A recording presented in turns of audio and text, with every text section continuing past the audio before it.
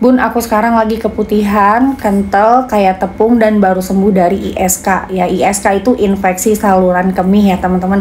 Punten ya, dijawab pakai Vivi. Jadi ini niatnya adalah sharing ya, karena memang saya juga punya pengalaman mengenai infeksi saluran kemih dan keputihan. Aku dulu langganan ISK, ya, jadi sensitif banget. Jadi kalau udah aku kurang menjaga kelembapan misfi ya, nggak diperhatikan, jadi kayak pakai cangcut, ketat-ketat teing itu, ya itu bisa bikin ISK loh. Karena lembab itu membuat bakteri jahat berkembang biak dengan cepat, kemudian bisa masuk ke saluran kemih dan menginfeksi saluran kemih. Jadinya apa? Susah, pipisnya juga sakit. Nah, selain itu ya kamu nggak jaga kebersihan, karena bakteri jahat itu berasal dari kita tidak menjaga kebersihan.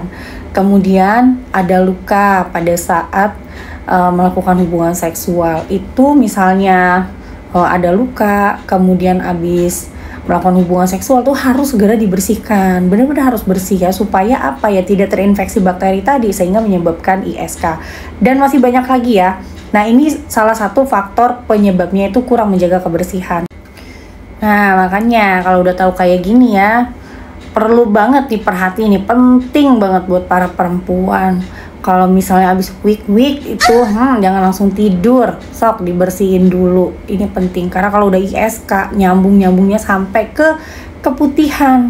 Apalagi nih kalau udah sampai kental kayak gini nih, sebenarnya udah nggak nyaman banget ya. Aku belum pernah sampai di situasi yang seperti ini. Memang keputihanku baru akhirnya dia mulai mengental kayak yogurt, terus perih panas ya. Nah, ini bisa nggak sih pakai infused water kenanga? Jadi kalau kenanga ini ya teman-teman memiliki minyak asiri yang senyawanya ini sama ya, mirip dengan daun sirih. Nah, ini sama-sama memiliki eugenol yang sifatnya adalah antiseptik. Bisa buat pengobatan diminum, bisa juga buat pengobatan luar ya, buat cebok, karena apa, ada antiseptiknya.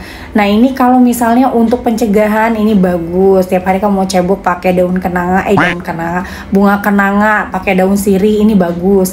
Ya, bisa mencegah keputihan. Tapi kalau udah kasusnya kayak gini, ini harus pengobatan namanya. Ya, kalau memang mau pakai cara yang tradisional boleh nih aku sharing ke teman-teman.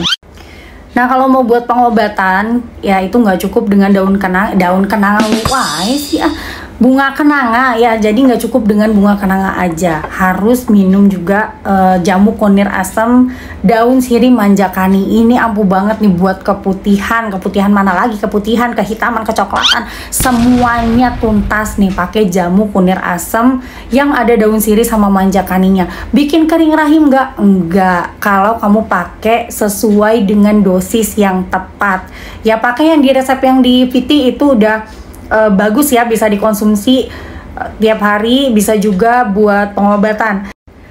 Nah, manjakani di dalam jamu kunir asam ini mengandung tanin. Jadi tanin ini sifatnya astringan. Dia akan berkontraksi dengan jaringan tubuh yang menyebabkan pengeringan. Nah, pengeringan di sini artinya dia ini akan menyelesaikan permasalahan yang berkaitan dengan kelembapan berlebih. Jadi kalau misalnya luka ini jadi cepat kering. Terus juga sifatnya koagulan ya. Koagulan ini dia akan menyerap racun-racun ketika diare. Nih, racun-racun di dalam usus ini diserap oleh tanin. Kemudian apalagi tuh, bau badan ya, bau ketek, keputihan, pokoknya pakai manjakani. Nah, kalau teman-teman lagi mengkonsumsi obat antikoagulan, ini nggak bisa ya mengkonsumsi manjakani atau tanin, karena sifatnya tanin sendiri adalah koagulan. Jadi dia ini untuk membekukan darah, atau kalau misalnya terjadi pendarahan, ini bisa mengkonsumsi tanin.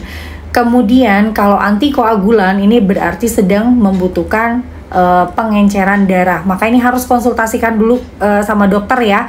Nggak bisa sembarangan menggunakan manjakani jika untuk pengobatan ya, karena setiap orang itu reaksinya atau responnya akan berbeda-beda terhadap senyawa-senyawa yang ada di tanaman herba ini ya, kalau sifatnya buat pengobatan. Jadi maukah kimia sintetis ataupun kimia organik ya dari tanaman herba, ini pasti ada plus dan minusnya. Jadi gunakan dengan bijak, gunakan sesuai kebutuhan, jadi nggak asal-asalan ya. Dan kalau mau lebih cepat lagi, selain minum jamu, ini kita juga cebok pakai daun sirih Nih ya, daun sirih. Aku mah suka nyetok ya di rumah, ini penting banget soalnya untuk mencegah ISK apalagi keputihan.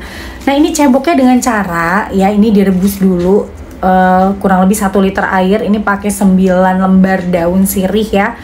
Nah, ini direbusnya jadi airnya dididihkan dulu, baru nanti kalau udah mendidih daun sirihnya dimasukin, dicemplungin kurang lebih 5 menit direbus. Udah, matiin kompornya, jangan lama-lama karena apa? Senyawa dari minyak atsirinya ini sensitif terhadap panas. Kalau sudah 5 menit matiin kompornya, ditutup. Jadi supaya minyak atsirinya juga nggak menguap kemana-mana. Jadi uapnya jatuh lagi ke dalam pancinya.